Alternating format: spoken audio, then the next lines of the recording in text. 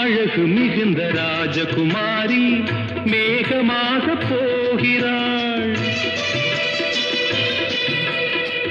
ஜரிகை நெளியும் சேலை கொண்டு மலையை மூட பார்க்கிறாள். பள்ளம் சிலர் உள்ளம் என ஏன் படைத்தான் ஆண்டவன்? பட்டம் பெற தேடுகின்றேன், எங்கே அந்த நாயகன்? மலையின் காட்சி இறைவன் ஆட்சி. செந்தாழம் பூவில் வந்தாடும் தென்றல் என் மீது மோதுதம்மா.